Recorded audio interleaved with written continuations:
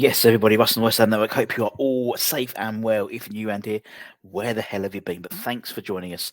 And early this morning, I did a little piece about Paqueta in terms of just reflecting on the game we had yesterday. Where the did that performance come from? Seriously, where did it come from? I have no idea.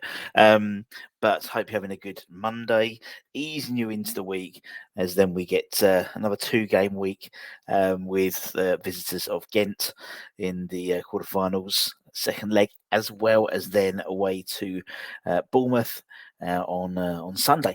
But we presented the Hammers Headlines Association with the KUMB.com boys. Check them out as per usual.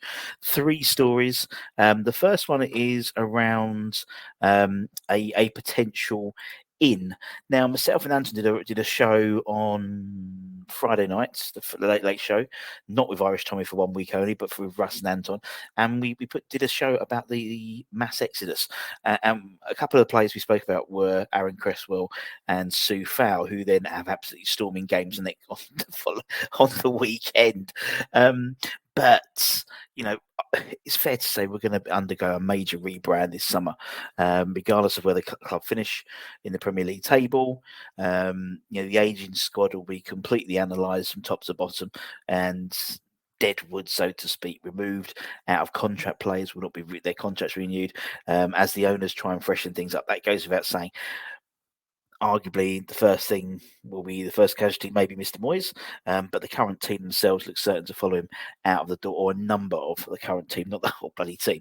But one area which we desperately need to strengthen in terms of bringing in some young blood is at fullback. With obviously Aaron Cresswell and Sue Fowl, both out of contract. We've got Emerson, Ben Johnson, Tilo Kira. But there definitely needs to be some concerted effort to get in some fullbacks for sure in the summer. And one player we've been linked with heavily is the United States international Serginho Dest, and he apparently, according to several reports, he's attracting a lot of interest at West Ham. He's currently on loan at AC Milan from his parent club Barcelona, but he's struggling for game time. He hasn't really impressed for the Serie A giants, so much so that transfer guru, journalist guru Fabrizio Romano, basically has confirmed the club aren't going to trigger their 17.1 million option on that loan to buy him at full outright. He was quoted on his Twitter saying the plan won't change. AC Milan will not trigger the buyout option clause for Serginho worth 20 million euros, 17.1 million quid. He said he's on his way back to Barcelona. A decision on the next step of his career will be made in the next couple of months. His last appearance with Milan was in January the 24th of January. He's been Durst is one of those countless Ajax youth academy prospects. He first rose to prominence in 2019, going on to be a star player for Ajax before switching to Barcelona the next year.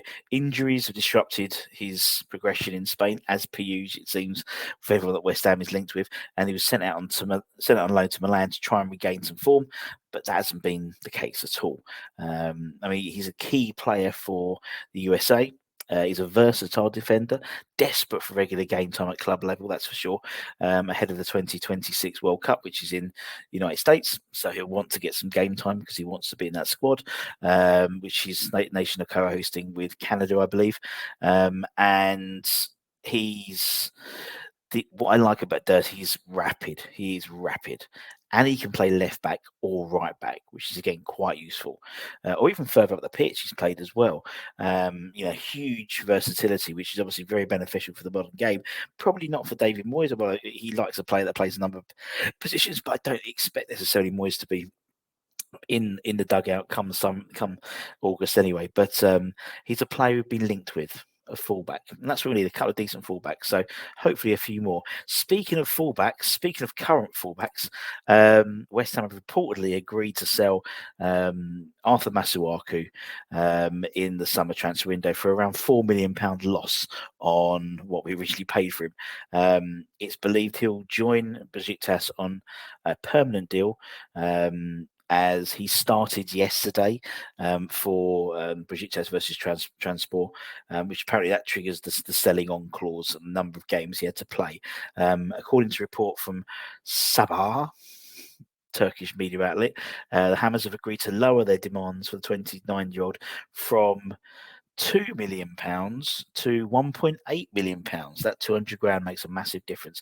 That would represent a £4.2 million loss for West Ham on the £6 million we paid Olympiacos for his services back in 2016, 7 years ago.